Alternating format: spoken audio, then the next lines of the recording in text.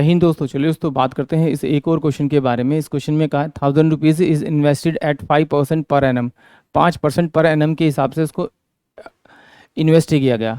If the interest is added to the principal after every 10 year, कहता है कि भाई यदि हर 10 साल के बाद इंटरेस्ट को प्रिंसिपल में जोड़ दिया जाए तो पूछ रहा है कि कितने साल में अमाउंट जो है वो 2000 रुपये बन जाएगा, यानी कि टोटल अमाउंट जो बन जाएगा मिश्र धन यानी कि 2000 रुपये बन जाएगा।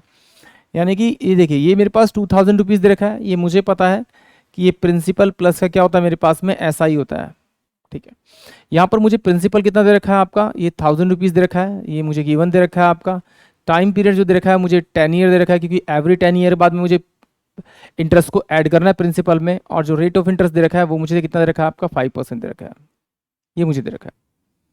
तो इसका मतलब है कि अगर मेरे पास में ये 5% इंटरेस्ट है तो ये इसमें लिखता हूँ 5/100, यानी कि 100 रुपये पे 5 रुपये मेरे 1 साल का इंटरेस्ट होगा।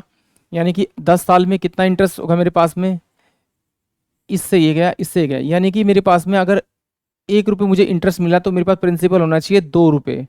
बट यहाँ एक्चुअली प्रिंसिपल कितना दे रखा है, मुझे 1000 रुपीज़ दे रखा है, तो 1000 रुपीज़ मेरे पास प्रिंसिपल है, तो मुझे किससे मल्टीप्लाई करना पड़ेगा, इसे 500 से। इस 2 को मैं 500 से मल्टीप्लाई करूँगा तो 1000 हो जाएगा, जिससे मैं इसे मल्टीप्लाई करूँगा उसी से मुझे इसे मल्टीप्लाई करना पड़ेगा, तो मुझे इंटरेस्ट मिल जाएगा। ये 500 रुपीज़ मुझे इंटरेस्ट मिल गया। अब ये 500 रुपीज़ जो इंटरेस्ट मिला है मुझे वो कितने ईयर में मिला है, वो 10 ईयर में मिला है। मैंने इसको साइड में रख लिया।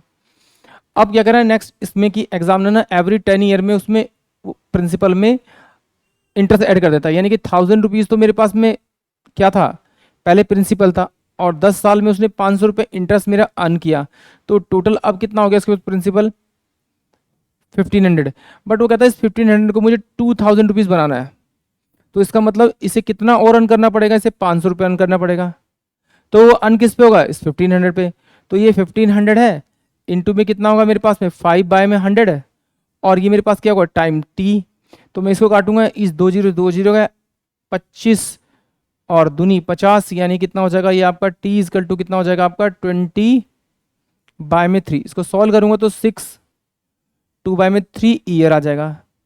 यानी कि जो ये रिमेनिंग 500 रुपये हैं वो कितनी ईयर में कमाए उसने, 6 2/3 में, और पहले 500 रुपये कितनी ईयर में कमाए थे उसने, ये वाले वो 10 ईयर में। तो इन दोनों का मैं सम करूंगा, यानी कि 6 2/3 प्लस का 10, इसको जोड़ूंगा तो 16 मेरे पास 2/3 ईयर आएगा। यानी कि ऑप्शन जो डी होगा वो इस क्वेश्चन के लिए करेक्ट होगा। आई होप आप सभी को क्वेश्चन समझ में आया होगा। जय